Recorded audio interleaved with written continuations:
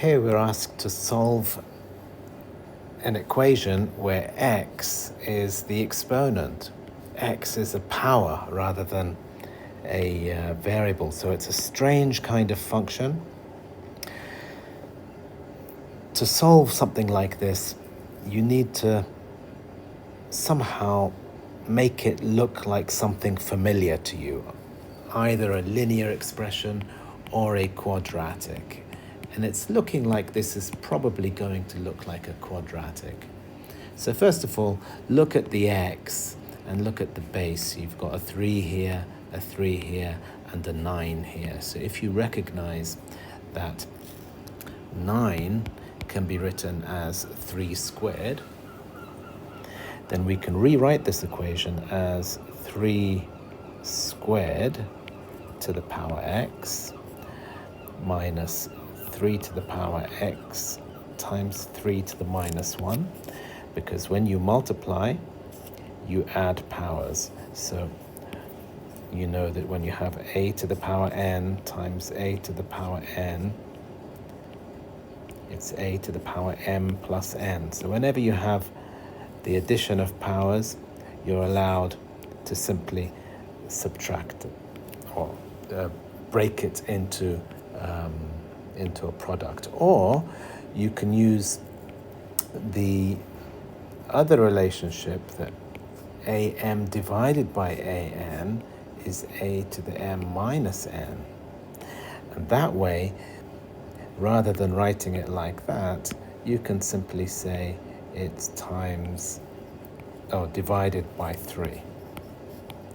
So that's probably easier to visualize, that this minus 1 means that you've got a 1 in the denominator.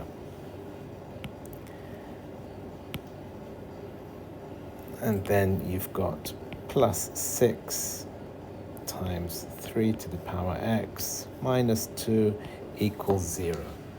It still doesn't look like anything familiar, so I'll remind you of one other thing. When you've got a to the power m to the power n, that can also be written as a to the power n to the power m, because these two powers will be multiplied. And it doesn't matter if you multiply m times n or n times m. So you can switch these around, and we can now write our expression as 3 to the power x squared minus 1 over 3 times 3 to the power x. So all I've done is I've written that there and I've left that there, plus 6 times 3 to the x minus 2 equals 0. Now it's looking more like a quadratic equation, because you've got something squared and then something that's not squared. So it might be easier if we took this as a common factor. So we can add these two numbers together.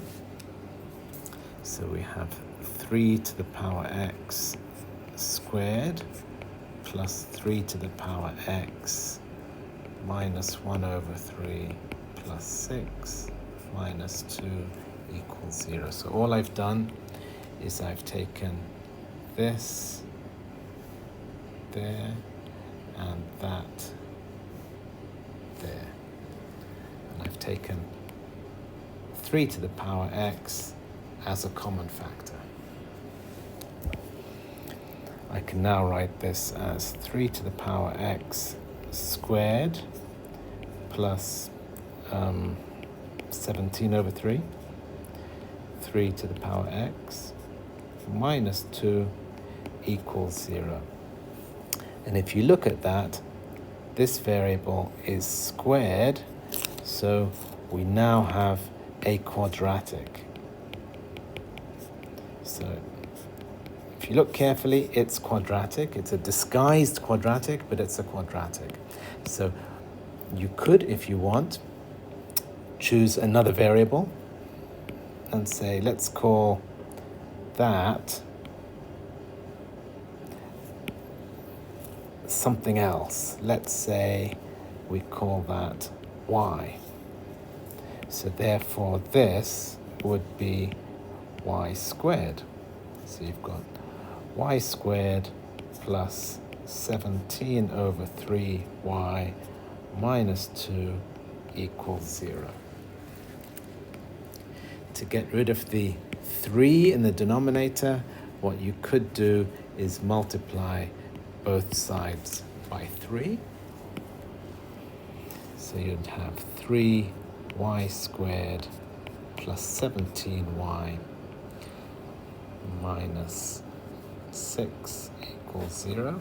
So I just multiplied 3 by each term. Now you have a nice easy quadratic that you can solve by factorization. So 3y and y. To get 6, you could multiply 6 and 1. And because you want plus 17y, you'd want this larger number to be positive and this to be negative.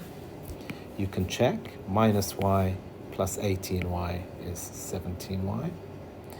Now, whenever you have two factors multiplied to give you 0, it means that one of these factors has to be 0.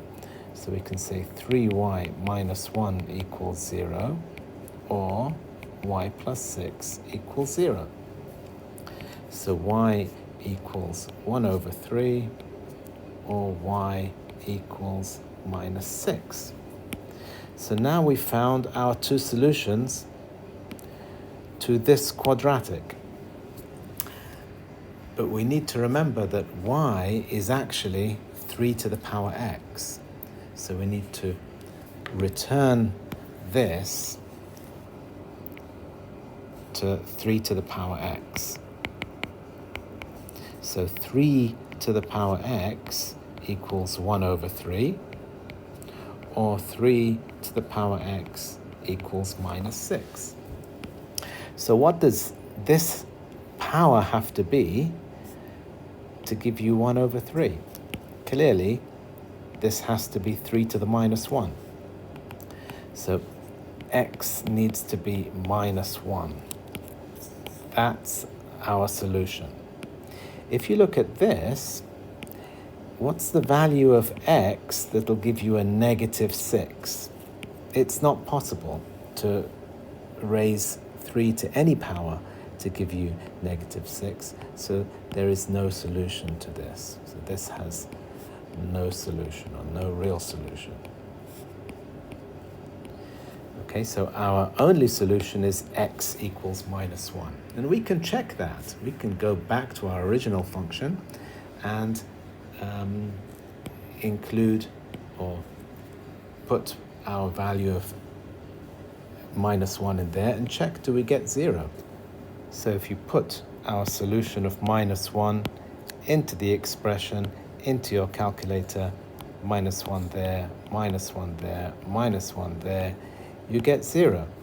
So we know our solution is correct, and that's the end of this question.